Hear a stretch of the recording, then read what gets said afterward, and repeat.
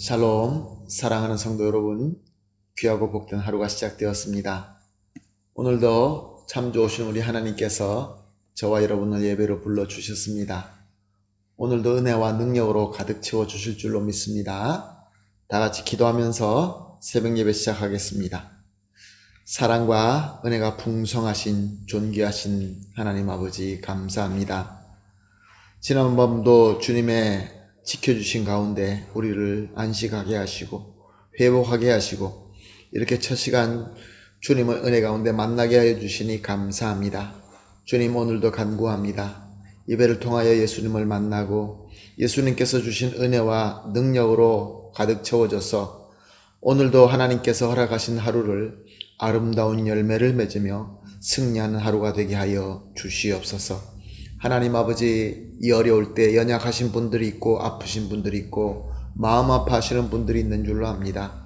주님, 고난 가운데 있고 기도하는 이 불쌍한 사람들을 주님께서 함께하여 주시고 주님의 그 능력과 사랑의 손으로 위로해 주시고 회복하게 하시고 또한 깨끗하게 낫게 하시고 능력으로 가득 채워 주시어서 우리 성도님들 중에 한 분도 낙오되지 말고 주님께서 원하시는 목적까지 열심히 신실하게 잘 달려갈 수 있게 하여 주시옵소서. 오늘 예배도 주님 손에 올려드리며 예수님의 이름으로 기도합니다. 아멘. 할렐루야. 감사합니다. 하나님께 찬양 올려드리겠습니다. 찬송가 488장입니다. 이 몸의 소망 무언가 우리 주 예수뿐일세. 488장 함께 찬송하시겠습니다.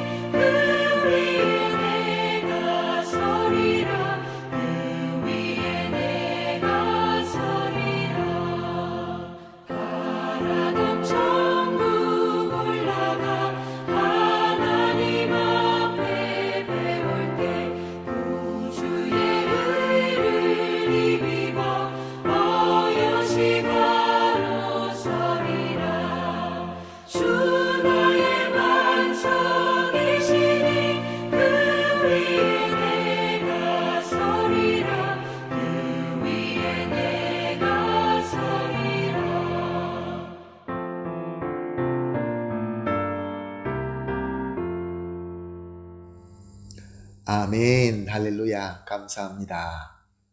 하나님의 말씀 함께 보시겠습니다. 요한복음 계속 봅니다. 요한복음 5장 1절에서 5절 말씀 보십니다. 요한복음 5장 1절에서 5절 함께 보시겠습니다. 그 후에 유대인의 명절이 되어 예수께서 예루살렘에 올라가시니라.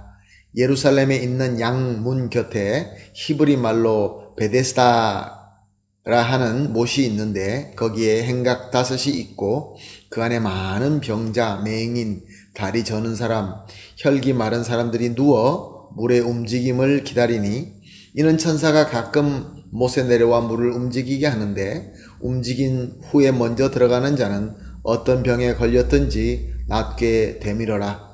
거기에 38해 된 병자가 있더라. 아멘. 요한복음을 보게 되면 다른 복음서에서 없는 것들을 발견할 수 있습니다. 오늘 본문 내용도 다른 복음서에서는 없는 내용입니다. 이것은 왜냐하면 다른 복음서는 주로 예수님께서 갈릴리 사역을 다루고 있고 요한은 예수님의 예루살렘 사역을 주로 다루기 때문에 그렇습니다. 예수님께서는 원래 갈릴리 지역에서 사역을 하셨습니다.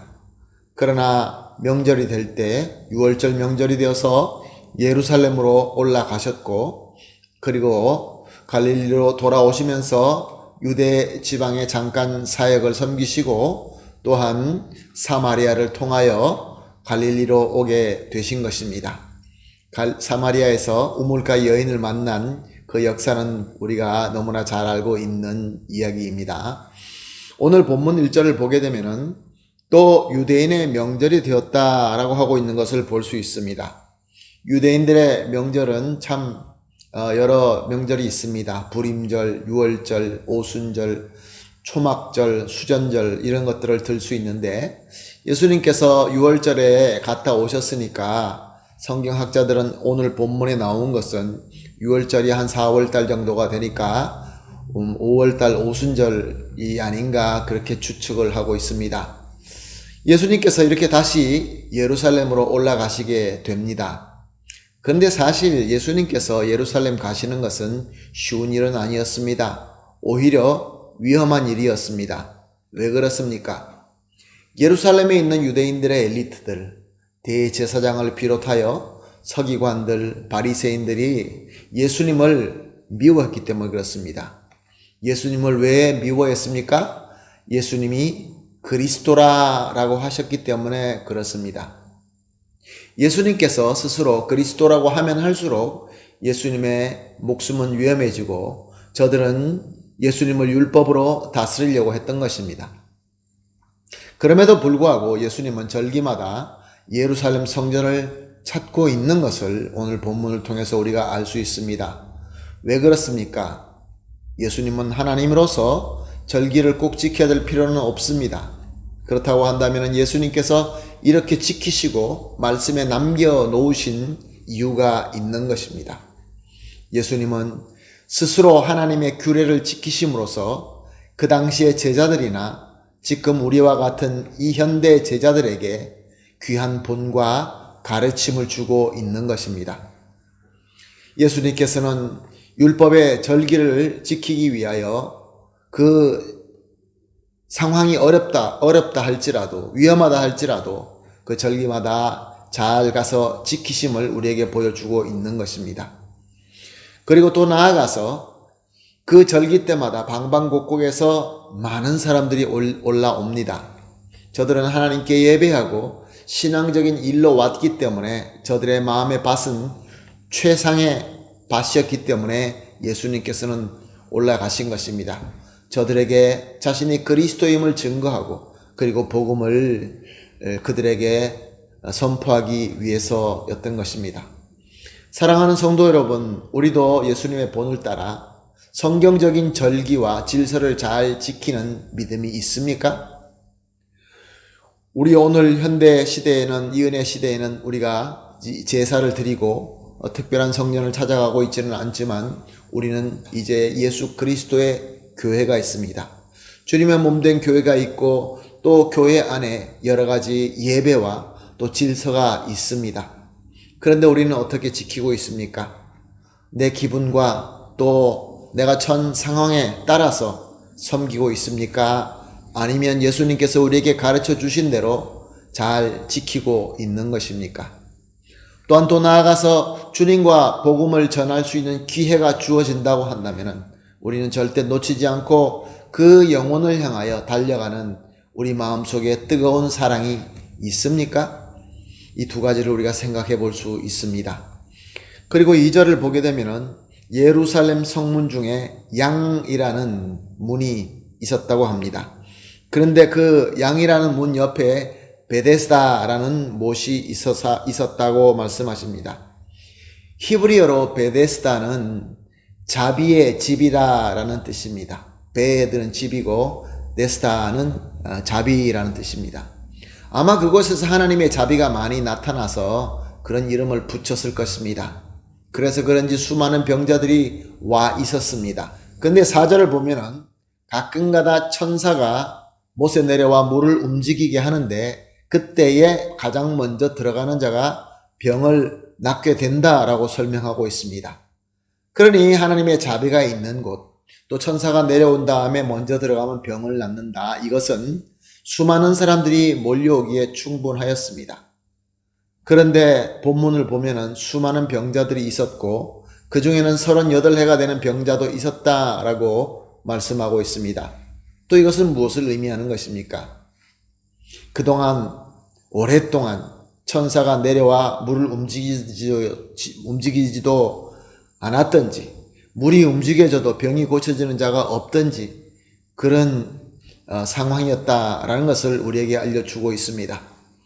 사랑하는 성도 여러분, 우리가 살고 있는 이 세상도 이렇게 가끔 가다가 기적이 일어난다는 베데스다가 있습니다.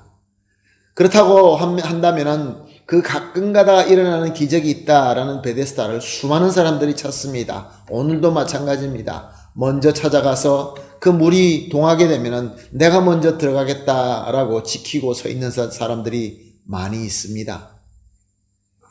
여기서 예수님께서 사마리아 여인을 만나서 하신 말씀이 생각이 납니다.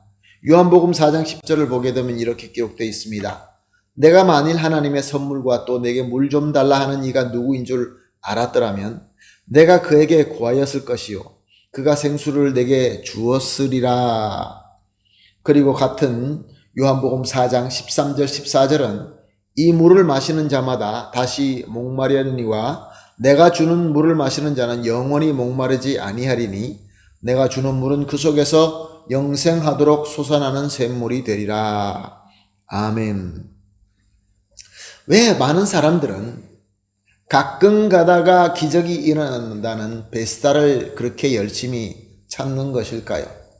예수님이 안 계신 베스다, 잠깐의 기적적인 해결을 위하여 수많은 사람들이 목숨 걸고 찾습니다. 얼마나 많은 베데스다가 우리 지금 살고 있는 삶 속에서 많이 있습니까? 그런데 영원한 해결의 생수이신 예수님을 그렇게 간절하게 만나고자 몰려오는 그런 현상은 보기가 어렵습니다. 예수님을 만나기 위하여, 예수님을 통하여 영원한 해결의 생수이신 예수님의 은혜를 받기 위하여 예수님을 찾는 자가 찾아보기가 어려운 때에 우리는 살고 있습니다. 사랑하는 성도 여러분, 오늘 이 본문을 통하여 우리가 이렇게 기도했으면 좋겠습니다. 합심하여 이렇게 기도하십시다. 예수님이 없는 베데스다에 소망 두지 말게 하여 주시옵소서. 나도 어쩌면은 저 예수님도 없는 베데스다에 잠깐 언젠가 일어날 수 있는 기적을 바라보면서 거기에 우두커니 앉아 있는지 모르겠습니다. 오늘 이렇게 기도합시다. 예수님이 없는 베데스다는 소망 두지 말게 하여 주시옵소서.